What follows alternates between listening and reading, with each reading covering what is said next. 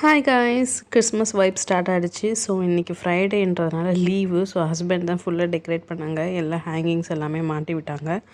அதுக்கப்புறம் ஊறுகாய் காலி ஆகிடுச்சு. ஆல்ரெடி பூண்டு ஊறுகாய் இருந்தது. ஊறுகாய் வீட்டில் எப்போவுமே இருக்கிறது பெட்டர். நம்மளால் சைட் டிஷ் செய்ய முடியலன்னா ஊறுகாய் அப்படி எடுத்து அப்படி லைட்டாக தடவிக்கினா போதும். ஸோ சாப்பாடு ஆட்டோமேட்டிக்காக உள்ளே இறங்கிடும். இன்றைக்கி வந்து எலுமிச்சை ஊறுகாய் தான் தாளிக்க போகிறேன். ஆக்சுவலி வந்து ஹஸ்பண்டே வந்து ஊறுகாய் போட்டு எல்லாம் ரெடி பண்ணி வச்சுருந்தாங்க.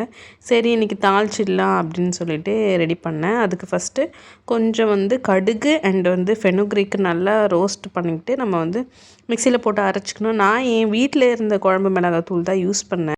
பெருங்காயம் அப்புறம் மஞ்சள் பொடி போட்டுட்டு ஆல்ரெடி நம்ம ஊறுகாயில் வந்து உப்பு நிறைய போட்டிருப்போம். ஸோ உப்பு ஆட் பண்ண தேவையில்லை. நிறைய பேர் வந்து ஊறுகாய் கசக்குன்றதுனால வெல்லம் யூஸ் பண்ணுவாங்க. ஆனால் நான் யூஸ் பண்ணலை. ஸோ கடைசியாக வந்துட்டு நான் அப்போ தான் யோசித்தேன், வீட்டில் நல்லெண்ணெய் இருக்கிறது மறந்துட்டேன். ஸோ அதையே சேர்த்து நல்லா கிளறி